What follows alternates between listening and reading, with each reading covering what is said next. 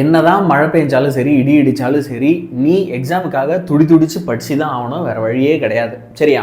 அப்போது 11th ஸ்டாண்டர்டில் physics எக்ஸாமுக்காக நீ மிட் டேர்முக்கு ப்ரிப்பேர் பண்ணிட்டு இருக்க அப்படின்னா 2 சாப்டரில் இருக்கிற கொஸ்டின்ஸ் எல்லாம் எப்படிரா நான் ஒரு மணி நேரத்துக்குள்ளே 2 மணி நேரத்துக்குள்ளே ஃபுல்லாக ரிவைஸ் பண்ணி முடிக்கணும், எக்ஸாமுக்கு எனக்கு டைம் ஆகிடுச்சு அப்படின்னு பதட்டமாக இருக்க அப்படின்னா இந்த வீடியோ உனக்காக. சரியா? நெக்ஸ்ட் 40 மினிட்ஸ்க்குள்ளே நம்ம என்ன செய்ய போகிறோம் அப்படின்னா இருக்கிற எல்லா 2 and 3 mark questions for this mid term exam ஃபுல்லாக தரோ பண்ணிட போகிறோம். ஸோ ஆல்மோஸ்ட் இந்த வீடியோவில் மட்டுமே உன்னால் 20லேருந்து 25 மார்க் அவுட் ஆஃப் 50 பாதி மார்க் இந்த ஒரு வீடியோவில் நீ எடுத்துடலாம். சரியா? ஸோ நெக்ஸ்ட் ஃபியூ மினிட்ஸ் என் கூட பயங்கர தீயாக கவனிச்சிட்டே இரு. நான் ஒவ்வொரு விஷயமும் சொல்லும்போது எழுதும்போது முடிஞ்சா நீ வாய் விட்டு அதை சொல்லிப்பாரு. சரியா? ஏன்னா எனக்கு தெரிஞ்சு எல்லாருமே இதை லாஸ்ட் மினிட்ல தான் பார்க்குறேன், எழுதி பார்க்கறதுக்கு ஆப்வியஸாக டைம் இருக்காது. ஸோ வாய் விட்டு சொல்லிப்பாரு. Now I will start the questions. நான் இப்போ என்ன செய்ய போகிறேன் அப்படின்னா 20 2 and 3 மார்க் கொஸ்டின்ஸை உங்களுக்கு ஃபஸ்ட்டு நடத்த போகிறேன். சரியா? இதில் இருந்து தான் நீங்கள் கண்டிப்பாக நாளைக்கு எக்ஸாமுக்கு கொஸ்டின்ஸை எதிர்பார்க்கலாம். அதனால் கான்ஃபிடென்ட்டாக கவனிங்க. நான் யாழினியன் சார் இப்போ உங்களுக்கு கிளாஸ் ஆரம்பிக்கிறேன். ஃபர்ஸ்ட் கொஸ்டின் என்ன அப்படின்னா states Hooke's law of elasticity. இப்போ இந்த ஹூக்ஸ்லாம் இருக்குல்ல, இது என்ன சொல்லுது அப்படின்னா ஸ்ட்ரெஸ் உனக்கு எவ்வளோ இருக்கோ அதுக்கு ஈக்குவலாக வந்து இங்கே ஸ்ட்ரெயின் டைரக்ட்லி ப்ரொபோர்ஷனலாக இருக்கும் அப்படின்னு சொல்லுது. இது இந்நேரத்துக்கு நிறைய பேர் ஒத்துப்ப அப்படின்னு நினைக்கிறேன். இப்போ உங்களுக்குலாம் எக்ஸாம் கிட்ட வந்துடுச்சு. ஸோ ஸ்ட்ரெஸ் அதிகமாக இருக்குது. அப்போ இந்த ஸ்ட்ரெஸ் உனக்கு குறையினா ஒரே வழி நீ ஸ்ட்ரெயின் பண்ணி படிக்கணும். ஸோ ஸ்ட்ரெஸ்ஸு ஸ்ட்ரெயின் ரெண்டுமே directly proportional to each other, which means அப்போ ஸ்ட்ரெஸ்ஸையும் ஸ்ட்ரெயினையும் நீ டிவைட் பண்ணும்போது வர வேல்யூ எப்படி இருக்கணும்? ஒரு கான்ஸ்டண்ட்டாக இருக்கணும். ஏன்னு உனக்கு தெரியும் இல்லையா? எப்பயுமே நம்ம ஸ்ட்ரெஸ் ப்ரொபோர்ஷனாலிட்டி சிம்பிள் எடுத்துகிட்டு ஈக்குவல் டு போட்டால் ஒரு கான்ஸ்டன்ட் போட வேண்டியிருக்கும். அப்போ இந்த கான்ஸ்டன்ட்டை தான் இவங்க அங்கே என்ன பண்ணியிருக்காங்க அப்படின்னா ஏ அப்படின்னு எடுத்து எழுதியிருக்காங்க. அப்போ இந்த கான்ஸ்டன்ட்டை நம்ம என்ன சொல்லுவோம் அப்படின்னா மாடுலஸ் ஆஃப் எலாஸ்டிசிட்டி அப்படின்னு சொல்லுவோம். சரியா? இன்னொரு முக்கியமான விஷயம் என்ன, இந்த கொஸ்டின் எழுதும்போது கண்டிப்பாக யூனிட் எடுத்து எழுதணும் ஹூக்ஸ் லாக்கு. அப்போது இதோட எஸ்ஐ யூனிட், ஸ்ட்ரெஸ்ஸுடைய எஸ்ஐ யூனிட் வந்து என்ன அப்படின்னா நியூட்டன் பெர் மீட்டர் ஸ்கொயர். அதே மாதிரி மாடுலஸ் ஆஃப் எலாஸ்டிசிட்டியோடைய SI unit newton per metre square தான். ஆர் இதை பாஸ்கல்லையும் மெஷர் பண்ணலாம். பாஸ்கல் எழுதும்போது பி வந்து ஸ்மால் லெட்டரில் எழுதணும், பாஸ்கல்ல எழுதணும். அப்புறம் டைமென்ஷன் எழுதும்போது m(l-1 t-2). சரியா? இது எல்லாத்தையுமே எடுத்து எழுதுனா தான் உனக்கு 3 மார்க்ஸ் கரெக்டாக வரும். ஸோ இந்த ஸ்ட்ரெஸ் டைரக்ட்லி ப்ரொபோர்ஷனல் டு ஸ்ட்ரெயினுக்கு 1 மார்க்கு, எஸ்ஐ யூனிட் எடுத்து எழுதுனா 1 மார்க்கு, டைமென்ஷன் எழுதுனா 1 மார்க்கு, 3 மார்க்ஸ் உனக்கு இப்படி தான் கால்குலேட் பண்ணுவாங்க. இப்போ அடுத்த கொஸ்டின் வருவோம், Poisson ratio. Okay, it is defined as a ratio of relative contraction, அதாவது lateral strain to the relative expansion longitudinal strain. இப்படி சொல்லும்போது எனக்கு டக்குன்னு அது புரியல சார் அப்படின்னா ஒன்றும் இல்லை. உங்கள் கையில் ஒரு ரப்பர் பேண்ட் இருக்குது அப்படின்னு வச்சுக்கோங்க. அந்த ரப்பர் பேண்டு வந்து நீங்கள் அதை ஸ்ட்ரெச் பண்ணாதப்போ நல்லா திக்காக இருக்கும். ஓகேவா? ஆனால் நீங்கள் அதை ஸ்ட்ரெச் பண்ணும்போது அதோடைய லென்த் வந்து இன்க்ரீஸ் ஆகும் இல்லைங்களா? அதை தான் இங்கே எக்ஸ்பேன்ஷன் சொல்லி லாங்கிடியூடினல் ஸ்ட்ரெயின் அப்படின்னு சொல்கிறாங்க. லாங்கிடியூடினல்னா லென்த் அதிகமாகுது, அதனால அது லாங்கிடியூடினல். அதே நேரத்தில் அந்த ரப்பர் பேண்டை நீங்கள் பிடிச்சி புல் பண்ண அதோட திக்னஸ் என்ன ஆகும் அப்படின்னு பார்த்தீங்கன்னா குறையும். ஸோ அப்போ அவங்க என்ன சொல்கிறாங்க, பாய்சான்ஸ் ரேஷியோன்றது பேசிக்காக ஒரு ரேஷியோ, ஒரு டிவிஷன். அப்போ டிவிஷன்னா அங்கே 2 வேல்யூவை டிவைட் பண்ணும். அதில் ஃபர்ஸ்ட் வேல்யூ ரிலேட்டிவ் கான்ட்ராக்ஷன். எது குறையும்? லேட்ரல் ஸ்ட்ரெயின், திக்னஸ் குறையும், அதனால அதை லேட்ரல் ஸ்ட்ரெயின் அப்படின்னு சொல்கிறோம்.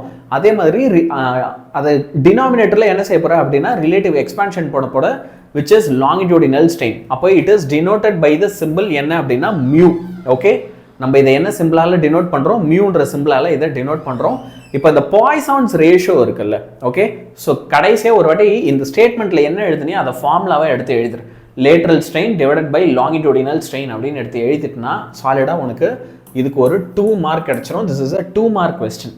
ஓகே, அடுத்து ஸ்டேட் பாஸ்கல்ஸ் லா இன் ஃப்ளூயிட் 2 மார்க் கொஸ்டினில் கேட்பாங்க. பாஸ்கல்ஸ்லாம் நமக்கு வந்து 5 மார்க்லையும் இருக்கு இல்லையா? இப்போ பாஸ்கல்ஸ்லாம் வந்து என்ன சொல்லுது அப்படின்னா the pressure in a liquid is changed at a particular point. ஒரு லிக்விட்ல ஏதோ ஒரு இடத்துல நீ ப்ரெஷரை சேஞ்ச் பண்ற அப்படின்னு வச்சுப்போம். சரியா? அப்போ அந்த சேஞ்ச் இன் ப்ரெஷர் வந்து என்ன ஆகுமா என்டையர் லிக்விடுக்கு. Okay, the change in pressure வந்து என்ன ஆகும் அப்படின்னா மொத்தமாக அந்த ஹோல் லிக்விடுக்கும் எல்லா இடத்துலையும் ஈக்குவலாக டிரான்ஸ்மிட் ஆகும், எல்லா இடத்துலையும் டிமினிஷ் ஆகாம. என்ன சொல்றாங்க? Without being diminished. Sir without being டிமினிஷ்னா என்ன? அந்த ப்ரெஷர் சேஞ்சு எந்த ஒரு இடத்துலையும் குறையாது, அதோட வேல்யூ குறையவே குறையாதுன்றத வித்தவுட் பீயிங் டிமினிஷ்ட் அப்படின்னு சொல்றாங்க. So the changes transmitted to the entire liquid without being diminished in magnitude. அதோட மேக்னிடியூட் குறையாம அந்த லிக்விட் ஃபுல்லாக எல்லா இடத்துலையுமே பரவும், ஒரு இடத்துல நீ ப்ரெஷர் சேஞ்சை பண்ணா. அடுத்து define coefficient of viscosity of liquid. So இந்த கேள்வி நம்ம நிறைய வாட்டி பார்த்துருப்போம், இருந்தாலும் நான் டக்குன்னு ஒரு வாட்டி உனக்கு ரிமைண்ட் பண்ணுறேன். என்ன அப்படின்னா இப்போது ஒரு நார்மல் தரை இருக்குது, நம்ம வீட்டில் இருக்கிற மாதிரி நார்மல் டைல்ஸ் தரை இல்லை நார்மல் தரை அப்படின்னு வச்சுக்கோ. அந்த தரையில் ஒரு இடத்துல தண்ணி கொட்டியிருக்கு, இன்னொரு இடத்துல வந்து எண்ணெய் கொட்டியிருக்கு. சரியா? இப்போ எதில் கால் வைக்கும்போது நமக்கு வழுக்கும் அப்படின்னு கேட்டால் எல்லாருமே என்ன சொல்லுவேன், சார் ஆயிலில் போய் நான் கால் வச்சா எனக்கு வழுக்கிடுவோம் சார், தண்ணினா ஓரளவுக்கு நான் வழுக்காமல் நடந்துருவேன். ஆனால் அதுவுமே வழுக்கக்கூடியது தான். நார்மல் தரைனா எந்த பிரச்சனையுமே இல்லை, ஈஸியாக நடக்க முடியும். அப்போ ஒரு லிக்விடும் சாலிடும் கான்டாக்டில் வரும்போது அவங்க ரெண்டு பேருக்கும் நடுவில் ஒரு அந்த ஃப்ரிக்ஷனல் ப்ராப்பர்ட்டி வருது, வழவழப்புன்னு சொல்லுவேன்.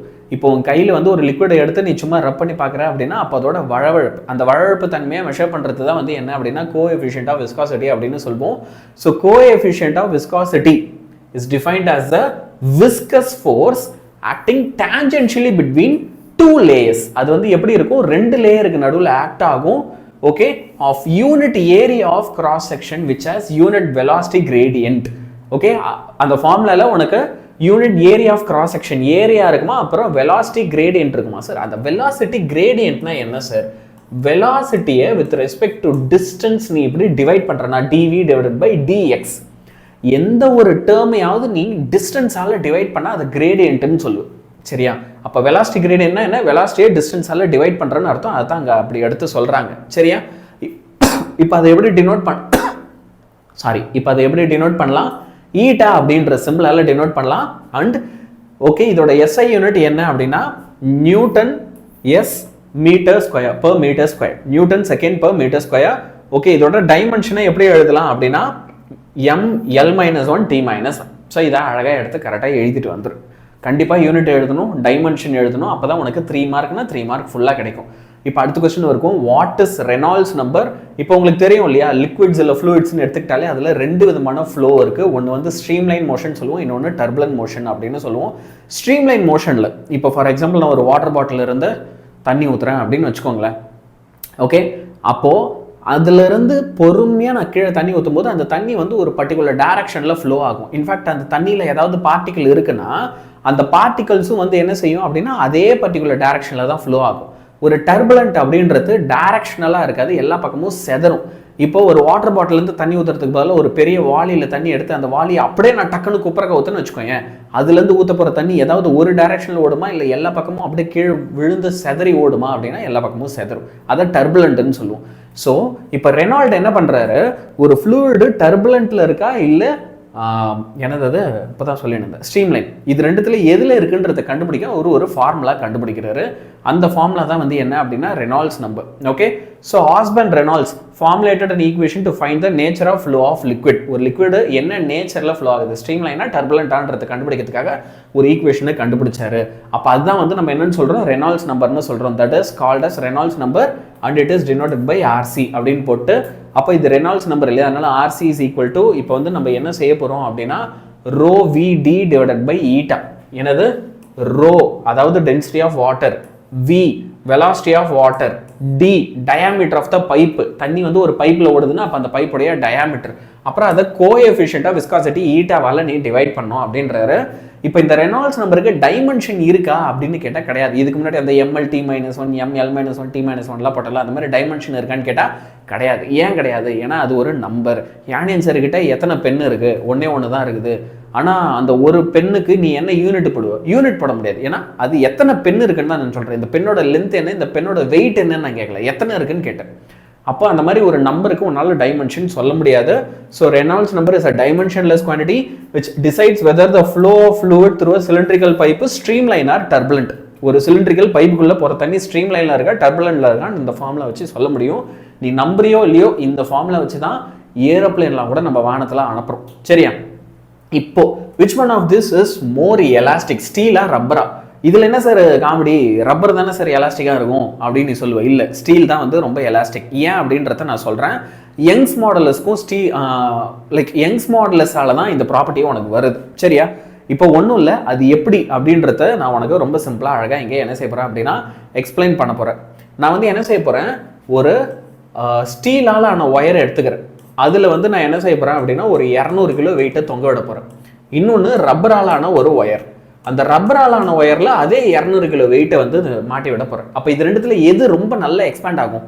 ஸ்டீல் ஒயர் ரொம்ப ஈஸியாக எக்ஸ்பேண்ட் ஆகுமா, ரப்பர் ஒயர் ரொம்ப எக்ஸ்பேண்ட் ஆகுமா அப்படின்னு கேட்டேன்னா, என்னங்க காமெடியாக பண்ணுறீங்க, ரப்பர் தான் நல்லா எக்ஸ்பேண்ட் ஆகும், ஸ்டீல் எப்படிங்க எக்ஸ்பேண்ட் ஆகும், கம்மியாக தான் ஆகும் அப்படின்னு சொல்லுவேன். எக்ஸாக்ட்லி சரியா?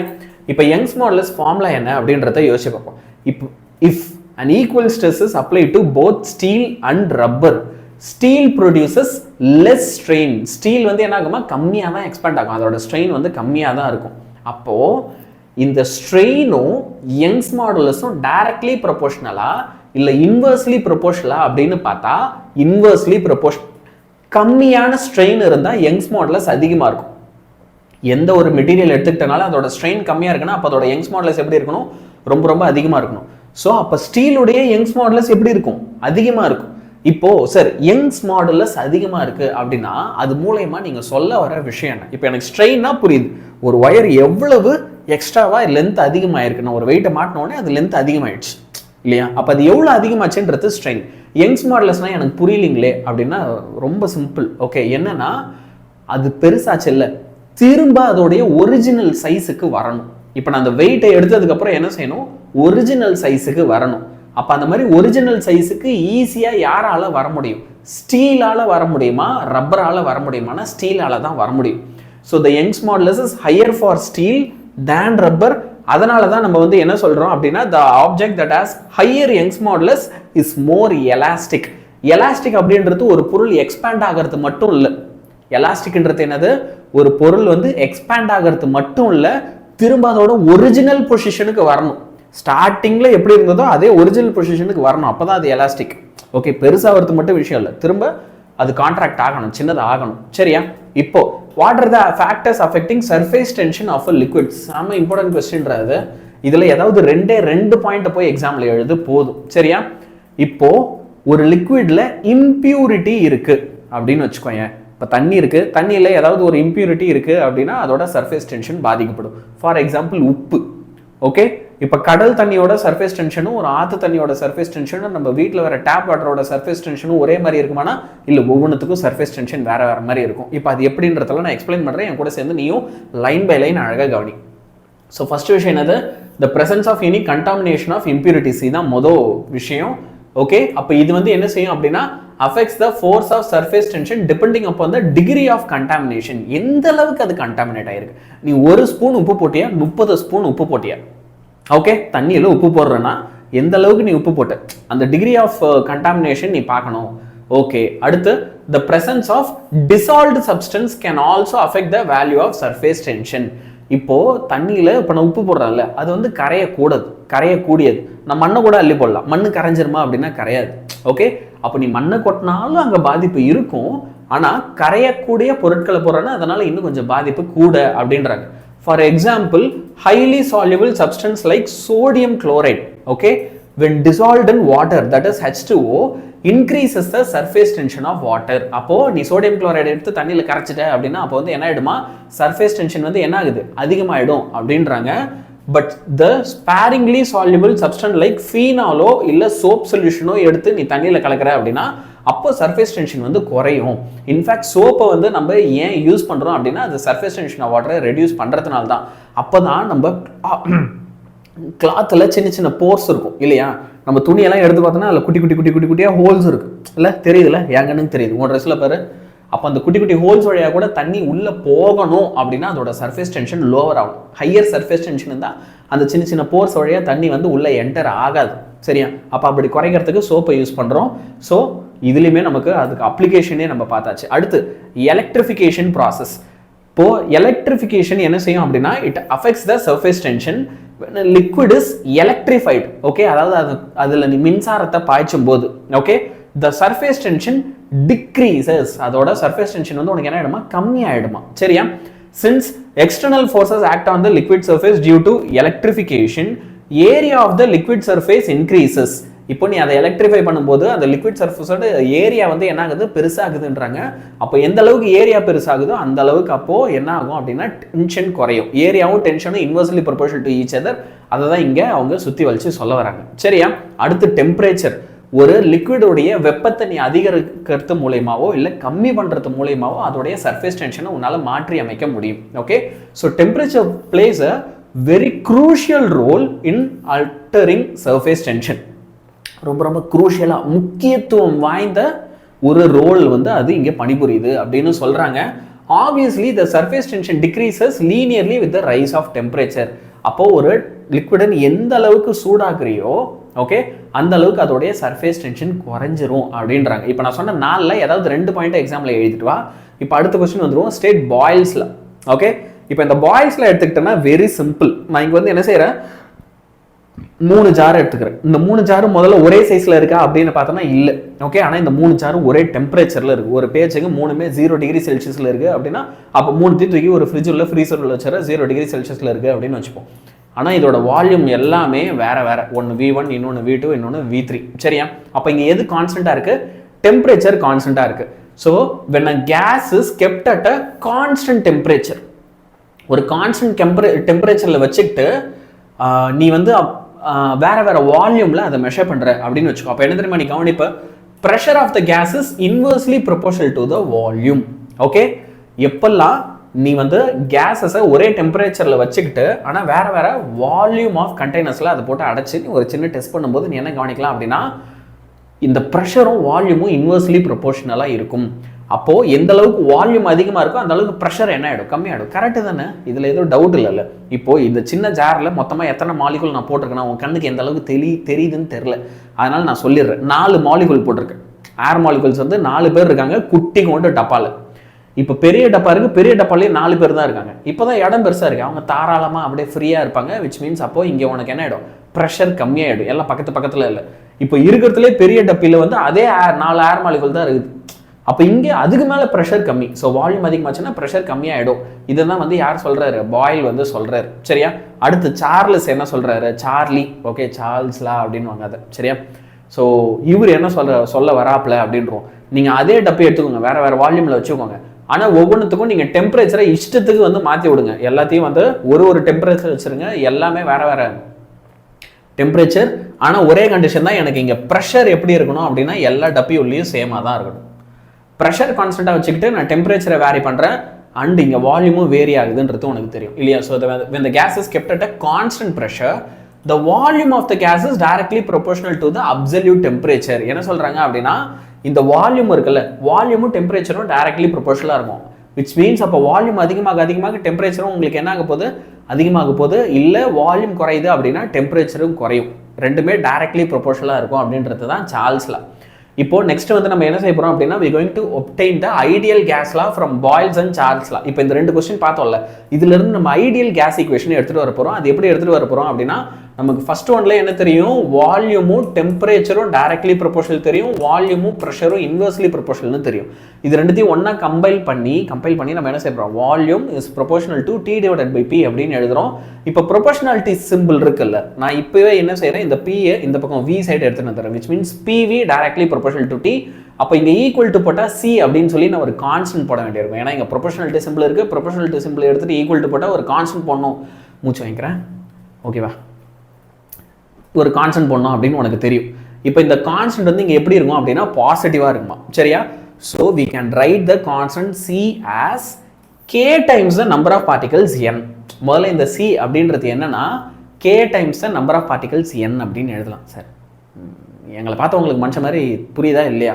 அது என்ன C டைம்ஸ் என்னது K times number of particles என்னங்க நீங்கள் சொல்ல வரீங்க, எனக்கு புரியலை அப்படின்னா ஒன்றும் இல்லைடா. அதை வர்றா ஒரு மாலிகுல் இருக்குது அப்படின்னு வச்சுக்கோங்க.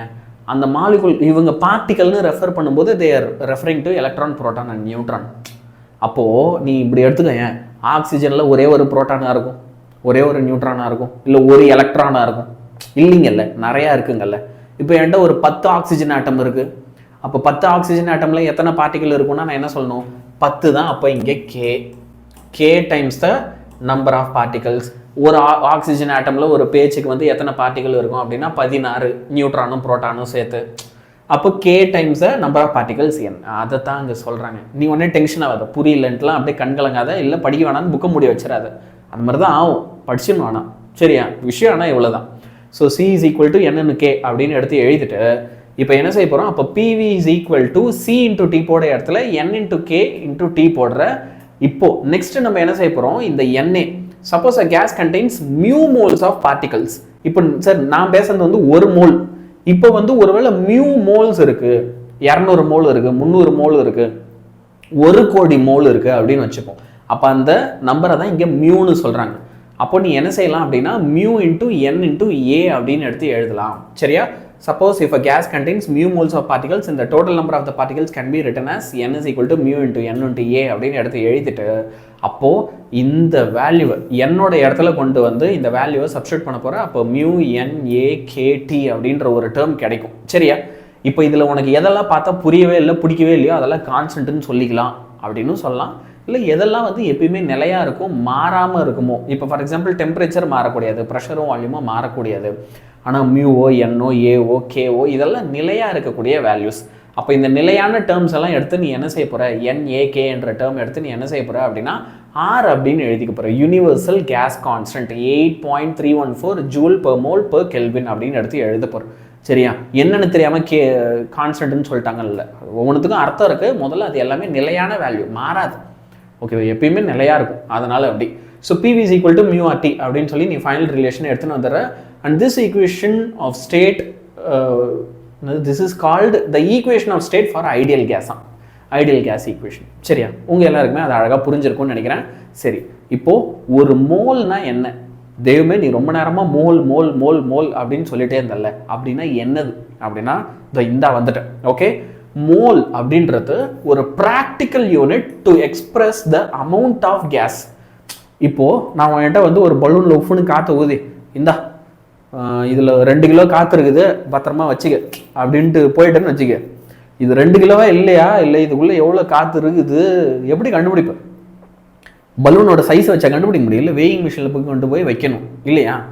இப்போ என்ன பிரச்சனைனா டிபெண்டிங் அப்போ அந்த nature of the gas. Okay, ஒரு பலூனோட சைஸ் ரொம்ப பெருசாக இருந்து அதில் 2 கிலோ காற்று இருக்கும், இன்னொரு பலூனில் அது ரொம்ப சின்னதாக இருந்து 2 கிலோ காற்று இருக்கும்.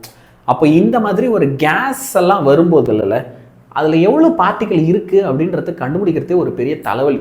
அப்போ அதெல்லாம் என்ன பண்ணிட்டாங்க, இரு நான் மொத்தமாக இதுக்குன்னு சேர்த்து ஒரு டேர்ம் கொண்டு வரேன், அந்த டேர்முக்கு நான் ஒரு அர்த்தம் கொடுத்துட்றேன், ஒரு நம்பர் கொடுத்துட்றேன் அப்படின்ட்டு ஒரு முடிவுக்கு வராங்க. சரியா? அது என்னது? 1 mole of any substance is the amount of that substance which contains Avogadro number of atoms or molecules. Okay, என்னது?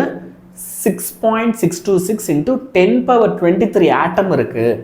ஓகே, மொத்தமாக என்கிட்ட வந்து 6.626 into 10^23 ஆட்டம்ஸ் இருக்கு அப்படின்னா அத்தனை ஆட்டம்ஸை நான் வந்து என்ன சொல்லுவேன் அப்படின்னா ஒரு மோல் அப்படின்னு சொல்லுவேன். ஒரு யூனிட்டாக பிரிச்சிடும். இப்போது ஒரு பேச்சுக்கு ஒரு மேரி பிஸ்கட் பாக்கெட் வாங்கினா அதில் ஒரு 30 பிஸ்கட் இருக்கும் அப்படின்னா அப்போ அந்த மேரி பிஸ்கட் பாக்கெட் இருக்குல்ல அதுதான் எனக்கு ஒரு மோல். அப்போது 1 mole ஆஃப் மேரி பிஸ்கட் பாக்கெட்டில் எத்தனை ஆட்டம்ஸ் இருக்கும்னு கேட்டால் 30ன்னு சொல்லணும். இங்கே அவகாடோ என்ன சொல்கிறாரு, இல்லை தப்பர் ஒழுங்காக கவனி, எனக்கு ஒரு மோல்னா 6.626 into 10^23 ஆட்டம்ஸ் இருக்கணும் அப்படின்றாரு. அவ்வளோதான். ஓகே, சரி, இப்போ அடுத்த கதைக்கு வருவோம். இங்கே வந்து பார்த்தோன்னா நான் ஒரு மெட்டல் வச்சுருங்க, ஒரு உட்டு வச்சுருங்க, ரெண்டுத்தையுமே வந்து பார்த்தோன்னா நான் ஹீட் பண்ணுறேன். எனக்கு இந்த மெட்டல் வந்து 29 டிகிரிலேருந்து 30க்கு போகணும். அதே மாதிரி இந்த உட்டு இருக்குல்ல இதுவும் 29லேருந்து 30க்கு போகணும். அப்படின்னா இதோட டெம்பரேச்சர் எவ்வளோ இன்க்ரீஸ் ஆகுது? எக்ஸாக்டாக 1 டிகிரி இல்லைங்களா? 1 டிகிரி இன்க்ரீஸ் ஆகுது. அப்போது நான் வந்துட்டு என்ன கேள்வி கேட்குறேன், இந்த மெட்டலை நான் ஹீட் பண்ணுறதுக்கு என்ன டெம்பரேச்சர் கொடுக்குறனோ அதே டெம்பரேச்சரை உட்டுக்கு தரலாமா, இல்லை இது ரெண்டுத்துக்கும் வேற வேற அளவிலான ஹீட்டு தேவைப்படுமா? நீ என்ன நம்பலைன்னா என்ன பண்ணு, ஒரு மரப்பலகை ஒரு இரும்பு கம்பி ரெண்டுத்தையும் எடுத்துன்னு போய் நெருப்பில் காட்டு, எது முதல்ல டக்குன்னு சுடுதுன்னு பாரு. என்னை கேட்டால் மெட்டல் பட்டுன்னு சுட்டுரும். ஓகே, என்னன்னா ஒவ்வொரு மெட்டீரியலும் நம்ம உலகத்தில் இருக்கிற ஒவ்வொரு மெட்டீரியலும் டெம்பரேச்சரை வேற வேற மாதிரி கடத்தும். கடத்துறதுனா என்ன சார்? கிட்னாப்பிங்கா அப்படின்னா கண்டக்டிங். கிட்னாப்பிங் இல்லை, கண்டக்டிங், கடத்துறது. சரியா? இப்போ அதை பற்றி தான் இந்த இடத்துல நம்ம பார்க்க போகிறோம். ஸ்பெசிஃபிக் ஹீட் கெப்பாசிட்டி அப்படின்ற ஒரு வார்த்தை. இது பொதுவாக எதுக்காக பயன்படுத்தோம்னா, என்கிட்ட ஏதோ ஒரு பார்ட்டிக்கல் இருக்குது, அந்த பார்ட்டிக்கலோட டெம்பரேச்சரை நான் எக்ஸாக்டாக ஒரே 1 டிகிரி இன்க்ரீஸ் பண்ணணும்னு நினைக்கிறேன். சரியா? எவ்வளோ இன்க்ரீஸ் பண்ணணும்னு நினைக்கிறேன்? 1 டிகிரி. அது எவ்வளோ நான் வச்சுருக்கேன்? ஸோ இப்போ இரும்புனா 1 கிலோ இரும்பு, உட்டுனா 1 கிலோ உட்டு, சர்க்கரைனா 1 கிலோ சர்க்கரை, அந்த மாதிரி. ஓகே, அப்போ ஸ்பெசிஃபிக் ஹீட் கெப்பாசிட்டி அப்படின்றது என்ன? The specific heat capacity of a substance is defined as the amount of heat energy required to raise the temperature of 1 kg of substance by 1 Kelvin or 1 degree Celsius. என்கிட்ட 1 kilo ஏதோ ஒரு substance இருக்குது, அதோட டெம்பரேச்சரை நான் 1 degree Celsius increase பண்ணோம் அப்படின்னா அதுக்கு நான் எக்ஸ்டர்னலாக எம்புட்டு ஹீட் எனர்ஜி கொடுக்கணும். எங்கள் வீட்டு அடுப்பை நான் வந்து சிம்மில் வைக்கணுமா, ஹையில் வைக்கணுமா, எலக்ட்ரிக் அடுப்பு அப்படின்னா 300ல் வைக்கணுமா, 1500ல் வைக்கணுமா? ஓகே, எம்பிட்டு ஹீட்டு கொடுத்தா 1 டிகிரி இன்க்ரீஸ் ஆகும். அதை மெஷர் பண்ணுறத specific heat capacity which is 1/m into ΔQ divided by ΔT. ΔQன்றது இங்கே ஹீட் எனர்ஜி, ΔTன்றது எவ்வளோ டெம்பரேச்சர் மாறி இருக்கு, ΔT. சரியா? அதோட யூனிட் என்ன? Joule per kilogram per kelvin. Okay, இப்போ இந்த specific heat capacity of substance வந்து முழுக்க எதை டிபெண்ட் பண்ணியிருக்கோம் அப்படின்றாங்கன்னா நேச்சர் ஆஃப் த சப்ஸ்டன்ஸ். அது எதை டிபெண்ட் பண்ணியிருக்கும்? நேச்சர் ஆஃப் த சப்ஸ்டன்ஸை டிபெண்ட் பண்ணியிருக்கும், not the amount of substance.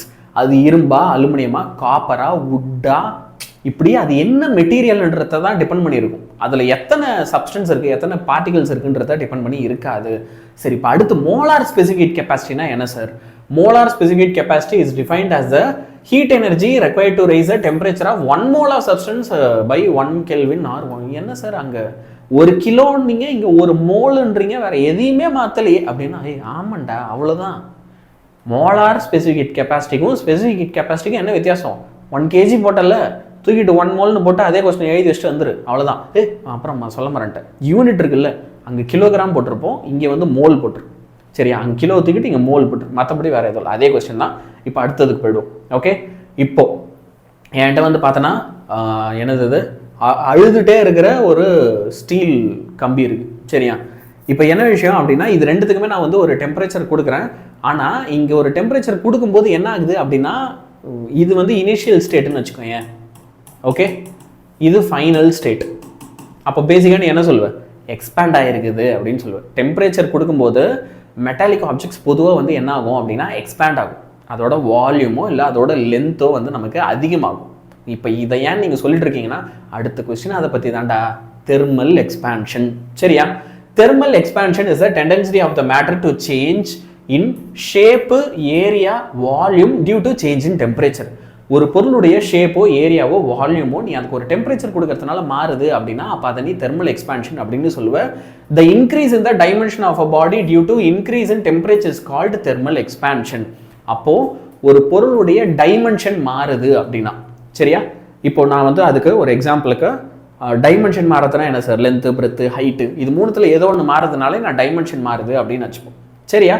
அப்போ அந்த மாதிரி the increase in dimension of a body due to increase in டெம்பரேச்சரை நம்ம தெர்மல் எக்ஸ்பான்ஷன் அப்படின்னு சொல்லுவோம். அப்போ இந்த தெர்மல் எக்ஸ்பான்ஷனை எத்தனை வகையாக பிரிக்கலாம்? லீனியர், ஏரியா அண்ட் வால்யூம்னு 3 விதமாக பிரிக்கலாம். லீனியர்னா என்னன்னா லென்த் மட்டும்தான் இன்க்ரீஸ் ஆகும். The increase in length of the body due to the increase in temperature is called linear expansion. அப்போ இந்த கொஸ்டினும் பாரு, நீ லீனியர் கவனிச்சிட்டனா அதுக்கப்புறம் வந்து வால்யூமோ ஏரியாவோ நீயே போட்டுப்ப. இங்கே L0ன்றது இனிஷியலாக இருக்கிற லென்த் அப்படின்னு வச்சுப்போம்.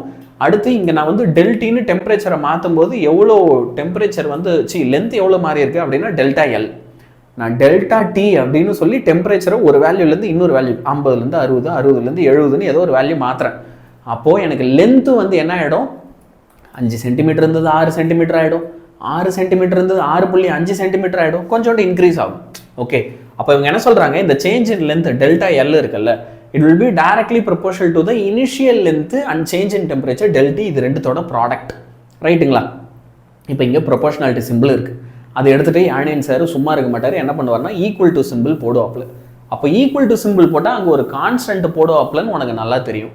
ஸோ ஈக்குவல் டு போட்டு அந்த கான்ஸ்டன்ட் தான் ஆல்ஃபா எல் அப்படின்னு போடுவேன். இப்போ இந்த ஆல்ஃபா எல் என்ன அப்படின்னா கோஎஃபிஷியன்ட் ஆஃப் லீனியர் எக்ஸ்பான்ஷன். இந்த ஆல்ஃபா எல் தான் வந்து என்னது? Coefficient of linear expansion. இப்போ பாரு, அடுத்து நான் உனக்கு என்ன செய்ய போகிறேன் அப்படின்னா ஏரியா எக்ஸ்பான்ஷனும் வால்யூம் எக்ஸ்பான்ஷனும் நடத்த போகிறேன். நடத்தும்போது நீ ஒரே ஒரு விஷயம் தான் இதில் கவனிக்கணும். என்ன அப்படின்னா, இங்கே L0 ΔL போட்டோம்ல, இங்கே லென்த் மாறிச்சு அதனால எல்லுன்னு போட்டேன், ஏரியா மாறிச்சுன்னா என்ன போடுவேன்? ஏன்னு போடுவேன், அவ்வளோதான். அதை மட்டும் மாற்றிட்டுனா கொஸ்டின் முடிஞ்சிச்சு. நம்பலாம் நீ வேணா பாரு, இங்கே நான் A0 போட்டிருக்கேன், ஏ போட்டிருக்கேன்.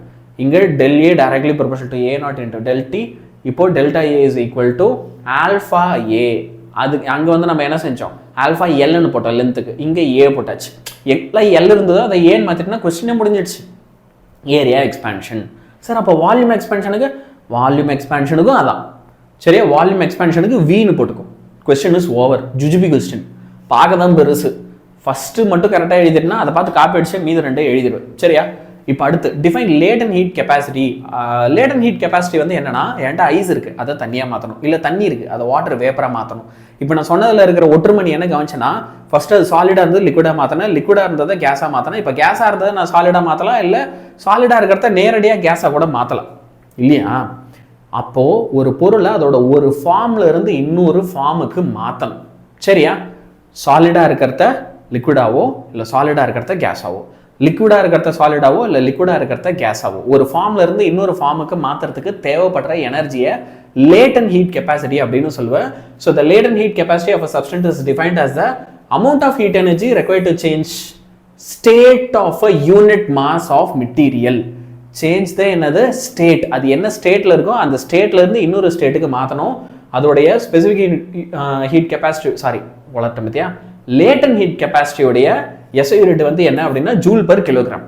ஓகேங்களா? அதோட வேல்யூ வந்து என்னது ஜூல் பர் கிலோகிராம். அழகாக கரெக்டாக எடுத்து எழுதிக்கும். ஓகே, இப்போ கொஸ்டின் நம்பர் 9க்கு வரும். Stephen Boltzmann constant. Okay, Stephen Boltzmann வந்து அவங்க வந்து என்ன செய்கிறாங்க அப்படின்னா ஒரு லா வந்து ஒன்று சொல்கிறாங்க. 2 பேர் தனித்தனி ஆள். சரியா? அவங்க சொல்கிற ஒரு லாவில் முக்கியமான விஷயம் வந்து என்ன அப்படின்னா ஒரு பிளாக் பாடி எடுத்துக்கிட்டா அந்த பிளாக் பாடி எவ்வளவு ரேடியேஷனை எமிட் பண்ணுது பர் யூனிட் ஏரியா அப்படின்றது எப்படி இருக்கும்னா energy will be directly proportional to the 4th power of temperature. ஒரு கருப்பாக இருக்கக்கூடிய பாடி, ஓகே, ஒரு கருப்பாக இருக்கக்கூடிய ஒரு பொருள்ல இருந்து உனக்கு என்ன ஆகுது அப்படின்னா எனர்ஜி எமிட் ஆகுது. ரைட்டுங்களா? இப்போ அந்த எனர்ஜி எமிட் ஆகிறது எப்படி இருக்குமா அதோடைய டெம்பரேச்சர் இருக்குல்ல அந்த டெம்பரேச்சருக்கு டு த பவர் 4 போடு, அதுக்கு டைரக்ட்லி ப்ரொபோர்ஷனலாக இருக்கும் அப்படின்றாங்க. அப்போ எங்கெல்லாம் ப்ரொபோர்ஷனாலிட்டி வருதோ அங்கெல்லாம் ஏன் ஆன்சர் ஈக்குவல் டு போட்டு ஒரு கான்ஸ்டன்ட் போடுவார் இல்லையா? அந்த கான்ஸ்டன்ட் தான் இங்கே இந்த சிக்மா சிம்பிள். இந்த சிக்மாவை நம்ம ஸ்டீஃபன் கான்ஸ்டன்ட் அப்படின்னு சொல்லுவோம், which is 5.67 into 10 power minus 8 okay watt per meter square கெல்வினுக்கு டு த பவர் 4 -4 அப்படின்னு எடுத்து எழுதணும். ஏங்க கருப்பாக இருக்கிற பொருள் ஏங்க ரேடியேஷன் எமிட் பண்ணுதுன்னு நீ கேட்கணும்னு ஆசைப்பட்டினா நான் உனக்கு ஒரு விஷயம் சொல்கிறேன். நம்ம சூரியன் இருக்குல்ல சன்னு, அது கூட ஒரு பிளாக் பாடி தான். என்னங்க பளிச்சுன்னு மின்னுது, அது எப்படி உங்களுக்கு பிளாக் பாடின்றீங்க சார், உங்களுக்கு கண்ணு தெரில அப்படின்னா அப்படி இல்லை. அதில் நிறைய காம்ப்ளிகேட்டட் டேர்ம்ஸ் இருக்குது. சரியா? நான் என்ன செய்கிறேன், இப்போ இது எக்ஸாமுக்கு நீ அவசரமாக ரிவைஸ் பண்ணுற அப்படின்றதுனால உனக்கு இதை நான் ஃபுல்லாக இங்கே சொல்ல முடியாது. ஆனால் இதை நான் ஏற்கனவே டிஸ்கஸ் பண்ணி ஃபுல்லாக உனக்கு 1 மணி நேரத்துக்கு ஒரு வீடியோ போட்டிருக்கேன். இப்போ நீ என்ன பண்ணலாம் அப்படின்னா அதில் போய் பார்த்தனா அதை ஃபுல்லாக எக்ஸ்பிளைன் பண்ணியிருப்பேன். இப்போதைக்கு ஆனால் எக்ஸாம்பிளுக்கு நீ எனக்கு இது எழுதுனா போதும். ஓகேவா? சரி, இப்போ வெயின்ஸ் லாக்கு வரும். வெயின்ஸ் டிஸ்பிளேஸ்மெண்ட் லா. இதுவும் ஒரு இன்ட்ரெஸ்டிங்கான கான்செப்ட் தான். என்னன்னா வேவ் லென்த் எந்த அளவுக்கு அதிகமாக இருக்கும். ஓகே, இந்த வேவ் லென்த்தும் டெம்பரேச்சரும் வந்து they are inversely proportional to each other. இதை ஞாபகம் வச்சுக்கும். சரியா? ஸோ இந்த வெயினுடைய லா இல்லை இதை வெயின்ஸ் டிஸ்பிளேஸ்மெண்ட் லா அப்படின்னு கூட சொல்லுவாங்க. ரைட்டா? இப்போது wave length inversely proportional to temperature. கரெக்டுங்களா? அப்போ டெம்பரேச்சர் ஒரு பொருளுக்கு அதிகமாக இருந்தால் அதோட வேவ் லென்த் எப்படி இருக்கும்? கம்மியாக இருக்கும் இல்லை? அப்போது இந்த உலகத்தில் இல்லை இந்த யூனிவர்ஸில் இருக்கிற பயங்கர ஹாட்டான ஆப்ஜெக்ட்ஸ்லாம் என்ன கலரில் தெரியணும்? யோசிச்சு பாரு. வேவ் லென்த் எப்படி இருக்கணும்? கம்மியாக இருக்கணும் இல்லையா? யார் யாருக்கெல்லாம் கம்மி? எலக்ட்ரோ மேக்னெட்டிக் ஸ்பெக்ட்ரமில் யார் யாருக்கெல்லாம் கம்மின்னு பார்த்தா காமா ரேக்கு கம்மி. அப்போ அது நம்ம கண்ணுக்கு தெரியுமா? தெரியாது. எக்ஸ்ரேக்கு வேவ் லென்த்து கம்மி, கண்ணுக்கு தெரியுமா? தெரியாது.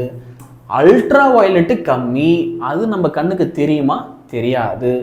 சரி, விசிபிள் லைட்டு, ஏன்னா அல்ட்ரா வயலட்டோட விசிபிள் கொஞ்சம் அதிகம் இல்லையா? விசிபிள் லைட் நம்ம கண்ணுக்கு தெரியுமா? தெரியும். அதனால தான் அது பேரே விசிபிள். ரைட்டுங்களா? அப்போ இட் மீன்ஸ் நம்ம யூனிவர்ஸில் ஒரு ஸ்டார் இருக்கலாம், ஒன்றும் இல்லை நிறையா ஸ்டார் இருக்கலாம். அந்த ஸ்டார்லாம் உன் கண்ணுக்கு தெரியவே தெரியாது. ஏன்னா அது விசிபிள் ஸ்பெக்ட்ரமில் இருக்காது. அதோட டெம்பரேச்சர் பயங்கர அதிகமாக இருக்கிறதுனால அதுலேருந்து வெளியாகிற எலக்ட்ரோ மேக்னெட்டிக் ஸ்பெக்ட்ரம் வெளிச்சமாக இருக்காது, உன் கண்ணுக்கு தெரிகிற வெளிச்சமாக இருக்காது. அது அல்ட்ரா வயலட்டாக இருக்கும், எக்ஸ்ரேவாக இருக்கும், காமாவாக இருக்கும். அப்போது ஒரு ஸ்டார் உன் பக்கத்துலேயே இருக்கலாம், ஆனால் அது இருக்கிறதே உனக்கு தெரியாது. அது இருக்கிறதே உனக்கு தெரியாது ஏன்னா அது லைட்டே எமிட் பண்ணல.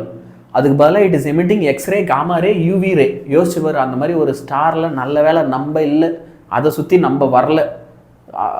தெரில, என்னை கேட்டால் தெரில, ஏன்னா அதான் கண்ணுக்கு தெரியாது. திடீர்னு எங்கே இருந்தாவது பக்கத்தில் வந்ததுன்னா பாஸ் இங்கே தான் இருந்தேன் நான் 2 மில்லியன் வருஷமாக, உங்கள் கண்ணுக்கு தெரியல அப்படின்னு வந்ததுன்னா டேஞ்சர் தான்.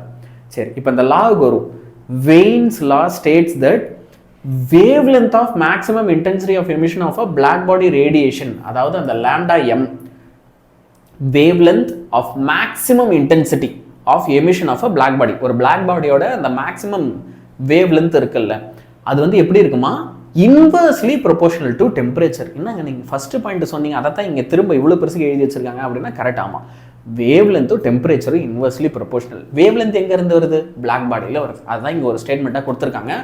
அப்போது இந்த wave length is equal to நீ B/T போடுவ, ஏன்னா ப்ரொபோர்ஷனல் சிம்பிள் எடுத்துட்டு ஈக்குவல் டு போட்டால் அதனால் வந்து கான்ஸ்டன்ட் தான் B. அப்போ இந்த B உடைய வேல்யூ வந்து 2.898 × 10⁻³ மீட்டர் கெல்வின், வெயின்ஸ் கான்ஸ்டன்ட் அப்படின்னு எடுத்து எழுதுவோம் இதை. சரியா, இப்போது இந்த கொஸ்டினோட உனக்கு ரிவிஷனும் முடிஞ்சு ரைட்டுங்களா. நான் என்ன பண்ணியிருக்கேன் அப்படின்னா உனக்கு மோஸ்ட் இம்பார்ட்டன்ட் கொஸ்டின்ஸ் இன்னும் ஒன்று இருக்குன்னு நினைக்கிறேன். இல்லை இன்னும் கொஞ்சம் அவசரப்பட்டேன். அடுத்து தெர்மல் ஈக்லிபிரியம் அப்படின்னா என்னன்றதை பார்த்துருவோம். முடிஞ்சிச்சுன்னு நினச்சிருந்தா கொஞ்சம் கேளுங்க. சரியா, தெர்மல் ஈக்லிபிரியம் அப்படின்னா என்ன அப்படின்றத பார்த்துருவோம். Two systems are said to be in thermal equilibrium with each other if they are all in the same temperature which will not change with time. Okay, ரெண்டு சிஸ்டம் வந்து எப்போ தெர்மல் ஈக்லிபிரியமில் இருக்கும் அப்படின்னு சொல்லுவீங்க. இப்போது அது கூட இன்னும் ரெண்டு ஆப்ஜெக்ட்ஸ் கான்டாக்டில் இருக்கணும். ஃபார் எக்ஸாம்பிள் இங்கே 3 பேர் இருக்காங்கன்னு வச்சுக்கோங்க. இவரை நான் ஏன்னு வச்சுக்கிறேன், இவரை பின்னு வச்சுக்கிறேன், இவரை சின்னு வச்சுக்கிறேன். இந்த ஏ வந்து சி கூடயும் தெர்மல் ஈக்லிபிரியமில் இருக்கணும், பி கூடயும் தெர்மல் ஈக்லிபிரியமில் இருக்கணும். இல்லை ஏ உடைய டெம்பரேச்சர், பி உடைய டெம்பரேச்சர், சி உடைய டெம்பரேச்சர் மூணுமே சேமாக இருக்கணும். இது மூணுமே சேமாக இருக்குது அப்படின்னா அப்போ நீ என்ன சொல்லலாம், இவங்க தெர்மல் ஈக்லிபிரியமில் இருக்காங்க அப்படின்னு சொல்லலாம். சரியா, அடுத்து 0th law of thermodynamics வருவோம். செம்ம இம்பார்ட்டண்ட்டான கேள்விடாது.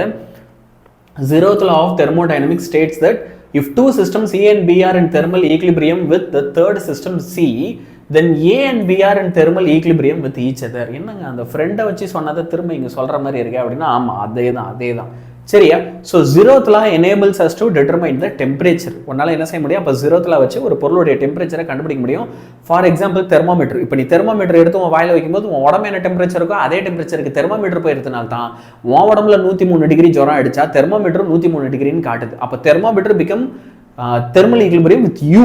அதுதான் அவங்க சொல்றாங்க. when a thermometer is kept in contact with a human body, it reaches thermal equilibrium with the body and hence temperature of the thermometer will be same as the human body, so that we find the body temperature. இப்படி தான் நம்ம அதை கண்டுபிடிக்கிறோம் அப்படின்றாங்க. அடுத்து first law of thermodynamicsக்கு வரும். சரியா, first law of thermodynamics என்ன சொல்லுது அப்படின்னா the change in the internal energy of a system.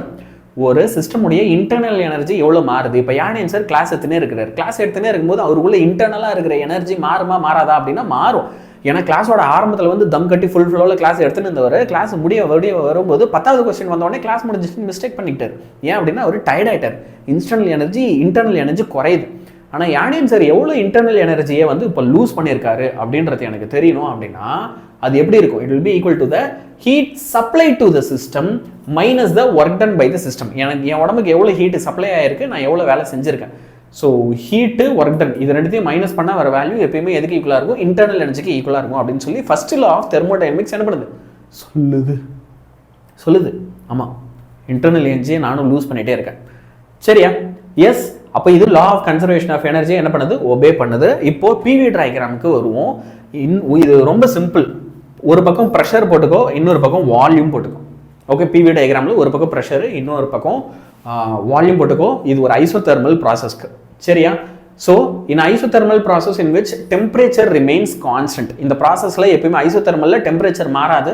So temperature remains constant அப்படின்னா அப்போ ப்ரெஷரும் வால்யூமும் வந்து எப்படி இருக்கும் அப்படின்னா சேஞ்ச் ஆகும். அப்படி சேஞ்ச் ஆகும்போது நீ என்ன செய்யணும் அப்படின்னா இதை இந்த மாதிரி ஒரு குட்டி கேர்வ்டு பாத்து மாதிரி என்ன செய்யணும், ஒரு குட்டி கேர்வ்டு பாத்து மாதிரி ஒரு கிராஃப் போடணும். நல்ல ஞாபகம் வச்சுக்கோ, ப்ரெஷருக்கும் வால்யூமுக்கும் நடுவில் நீ கிராஃப் போடுற, இதில் டெம்பரேச்சர் கான்ஸ்டன்ட் அப்படின்னு எடுத்து எழுதணும். சரியா, இப்போ இதில் நீ என்ன கவனிக்கலாம் அப்படின்னு பாரு.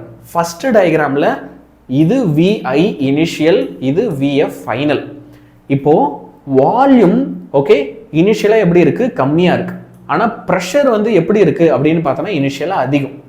வால்யூம் கம்மியாக இருக்க பார்த்து ப்ரெஷர் அதிகமாக இருக்குது.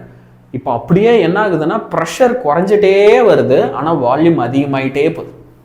VF final. இந்த கிராஃபில் வந்து பார்த்தோன்னா இப்போ ப்ரெஷர் ஓகே ப்ரெஷர் இனிஷியலாக எப்படி இருக்குது அப்படின்னா கம்மியாக இருக்குது, ஆனால் வால்யூம் அதிகமாக இருக்குது. வால்யூம் அதிகமாக இருக்க பார்த்து ப்ரெஷர் கம்மி. இப்போ கிராஃப் அப்படியே ரிவர்ஸில் போகும். ரிவர்ஸில் போகும்போது அப்போ உனக்கு என்ன ஆகுது அப்படின்னா ப்ரெஷர் வந்து அப்படியே இன்க்ரீஸ் ஆக வால்யூம் குறையும். ஐசோதெர்மல் ப்ராசஸில் ப்ரெஷரும் வால்யூமும் இன்வெர்ஸ்லி ப்ரொபோர்ஷனல்ன்றதை ஞாபகம் வச்சுக்கோ. சரியா, ஃபைனல் கொஸ்டினுக்கு வந்துடுவோம். What is mean by reversible and irreversible process? So ரிவர்சிபிளில் என்ன அப்படின்னா a thermodynamic process may be considered reversible if only it is possible to retrace the path of the opposite direction in such a way that the total system and surrounding pass through the same state as in the initial direction of process. ஒன்றும் இல்லைப்பா, ஒரு process வந்து நீ எப்போ reversible அப்படின்னு சொல்லுவியா, அது ஃபார்வர்டாக போகும்போது அந்த ப்ராசஸ் எப்படி நடந்ததோ அதே மாதிரி அச்சசலாக ரிவர்ஸில் நடந்தா அதை ரிவர்சபிள் அப்படின்னு சொல்லலாமா. A thermodynamic process can be considered reversible எப்போ, only if possible to retrace the path. அது என்ன பாதையில் முன்னாடி போச்சோ அதே பாதையை அப்படியே ரீட்ரேஸ் பண்ணி பின்னாடி வரணும். Retrace the path in the opposite direction. நீ ஃபார்வர்டாக போனியா, அப்போ இப்போ எனக்கு பேக்வர்டாக வா, அதுதான் அவங்க ஆப்போசிட் டைரக்ஷன் சொல்கிறாங்க.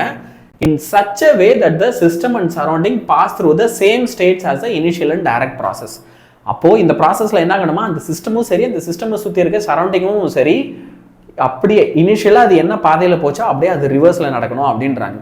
ஓகே, அப்போ இதுக்கு வந்து ஒரு slow compression and expansion of a ஸ்ப்ரிங்கை வந்து ஒரு எக்ஸாம்பிளாக சொல்லலாம். ஒரு ஸ்ப்ரிங்கை பிடிச்சி நீ கம்ப்ரெஸ் பண்ணிட்டு ரிலீஸ் பண்ணுறீன்னா கம்ப்ரெஸ் ஆகும்போது அது எப்படி ஆச்சோ அதே மாதிரி ரிலீஸ் ஆகும்போதும் வரும் அப்படின்றாங்க. இல்லைனா ஒரு quasi static isothermal expansion process எக்ஸாம்பிளாக சொல்லலான்றாங்க. இர்ரிவர்சிபிள்னா என்ன, ஆஃப்கோர்ஸ் பேர்லேயே இருக்குது இர்ரிவர்சிபிள், அது திரும்ப அதே மாதிரிலாம் நடக்காது. The process occurs in only one direction and is called irreversible process. இயற்கையாக நடக்கக்கூடிய எல்லா ப்ராசஸுமே irreversible தான். And irreversible process cannot be plotted in a PV diagram. சரிங்களா, 20 கொஸ்டின். இப்போ இந்த 20 கொஸ்டினை எக்ஸாமுக்கு நல்லா கரைச்சி குடிச்சிட்டு போ, எல்லாத்தையுமே சூப்பராக படிச்சுட்டு போ, கான்ஃபிடென்ட்டாக உன்னால் கண்டிப்பாக நாளைக்கு எக்ஸாமில் நல்லா பண்ண முடியும். சரியா, இதை இன்றைக்கே எழுதியும் பார்த்துரு. Make sure you write it down today itself. ரைட்டுங்களா? எஸ்.